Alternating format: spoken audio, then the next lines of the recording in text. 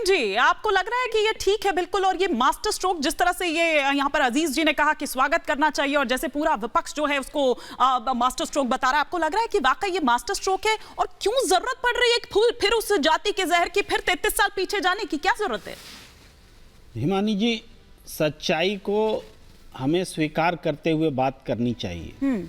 ऐसा नहीं है कि जाति व्यवस्था आज जातीय जनगणना शुरू करने से पैदा हो रही है, या फिर जो समाजवादी पार्टी और जेडीयू और आरजेडी के आने से जाति व्यवस्था शुरू हुई है, मंडल कमीशन लागू होने से जाति व्यवस्था शुरू हुई है। नहीं, जाति व्यवस्था समाज का सच है।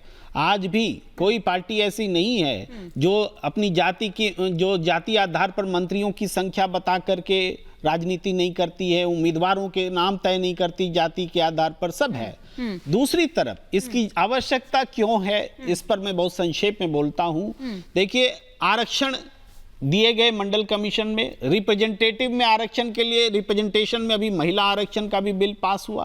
तो आरक्षण की जब दिया गया, मंडल कमीशन आया, तो हम किस जातिगत जनगणना का आधार ले रहे थे? 1931 का।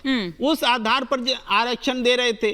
और ओबीसी उनको 27% आरक्षण हमने दिया, ये कहते हुए कि इससे ज्यादा नहीं दे सकते, क्योंकि 50% से ज्यादा देने का हमारे संविधान में प्रावधान नहीं है। और अब जब बिहार की जातीय जनगणना का सच आ गया है, ओबीसी और ईबीसी जोड़ ले, ये तो तभी खत्म हो गया था ना सर, जब वो ईबीसी की बात करें। ईबीसी को जब 10% दिया गया था। मैं एक बात जोड़ना चाहता हूं। जोड़ेंगे तो बात नहीं आएगी ना, मेरी बात आने दीजिए, उसके बाद शर्म की बात है कि नीतीश कुमार आज जाति की बात कर रहे हैं। ये वही नीतीश कुमार और लालू प्रसाद यादव है जो जयप्रकाश नारायण के शिष्य रहे, वो जाति तोड़ो की बात करते थे, और उन्हीं के निकले हुए शिष्य आज जाति की राजनीति कर रहे हैं बिहार के अंदर। जवाब मिल जाएगा। ठीक है, आप जल्दी मैं पूरी करता हूं अपनी बात। देखिए, आप सब अभी समाजवादी पार्टी से भी सवाल उठा रहे थे और अभी भी कि परिवारवाद की भी बात उठा रहे थे।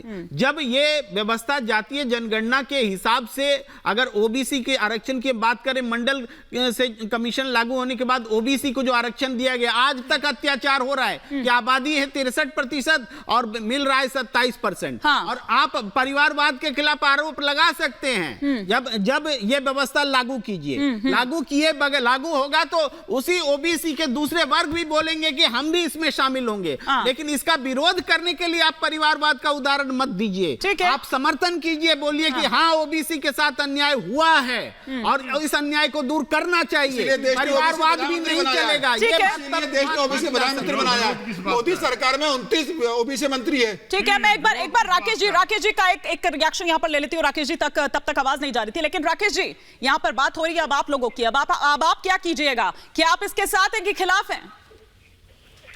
देखिए, हम जातीय गणना के खिलाफ नहीं है, लेकिन जातीय गणना है उसमें आपकी गणना इसमें भारी गड़बड़ी दिख रहा है। एक वर्ग को तुष्टीकरण की नीति के तहत अधिक दिखाया गया, की संख्या को बढ़ाया गया, तो ऑडियो मुझे क्लियर नहीं आ रहा है। को मानने वाले लोगों की संख्या को घटा कर दिखाया जा रहा है। आखिर एक ही संख्या इतनी कैसे बढ़ती चली गई? दूसरे लोग क्यों नहीं बढ़ी? ये पूरा वोट की राजनीति किया है उन्होंने, लेकिन इसके बावजूद भी अब भारतीय सर, आपका ऑडियो थोड़ा सा प्रॉब्लम आ रहा है। मैं लौटूंगी आपके पास, तब तक यहाँ पर समीर जी कुछ बात कह रहे थे, मैं जरा उनका।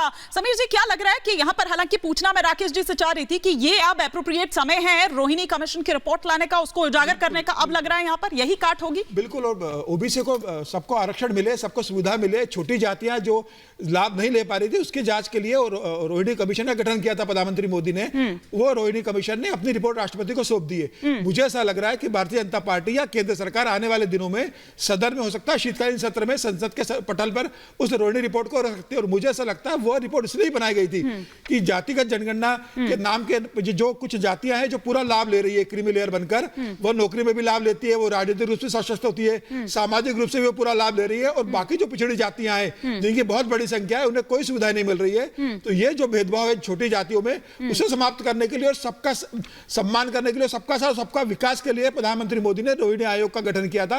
रोहिणी आयोग के गठन के बाद सभी जातियों को बराबर से हक मिलेगा। मुझे लग रहा है इसीलिए उसका ड्यूरेशन बढ़ाया जा रहा था, इसीलिए उसका ड्यूरेशन बढ़ाया जा रहा था बार बार। नहीं, बेसिकली भारतीय केंद्र सरकार ये चाहती थी कि भाई इसमें कोई छूटे नहीं, इसकी विस्तृत रिपोर्ट तैयार हो, सारे मुद्दे इसके अंदर शामिल किए जाए, और ये बहुत विस्तृत जानकारी इकट्ठी की है रोहिणी आयोग के द्वारा। मुझे लग रहा है ये बहुत उपयोगी होगी आने वाले समय में। लेकिन नीतीश कुमार और लालू प्रसाद यादव इस बात को जानते हैं कि आने वाले चुनाव में उन्हें किसी भी तरीके से सफलता नहीं मिलेगी, सत्ता जाएगी, खाता भी नहीं खुलेगा। तो उन्होंने कहा क्यों ना हम पिछड़े बिहार को, पिछड़े की राजनीति करें, पिछड़ों की बात करें, पिछड़ों की जनगणना करवाएं, सर्वे करवाएं, और जो हिंदुत्व के नाम पर पिछड़ी जातियां भारतीय जनता पार्टी को 2014, 2019 में वोट देती आई थी, उसमें हम डिवाइडेशन कर किसी तरह से अपनी सत्ता बचाए। मुझे लग रहा है नीतीश कुमार और लालू प्रसाद यादव का ये जाति का गठबंधन बनाने का और भारतीय जनता पार्टी से हिंदुत्व से लोगों को तोड़ने का, समाज को जातियों में बांटने का काम है। जनता इसे उन्हें 2024 में सबक सिखाएगी और उसके बाद बिहार के समय सबक सिखाने वाली है। जेडीयू के तो आधे से ज्यादा सांसद इस बात के खिलाफ थे कि जातिगत जनगणना मत कराइए। मुझे ऐसा लग रहा है नीतीश कुमार लालू के प्रभाव में है, और अब जब वो कह रहे हैं कि जिसकी जितनी हिस्सेदारी उसकी उतना ताकत। अच्छा, आप पैटर्न देख रहे हैं, आप पैटर्न देख रहे हैं।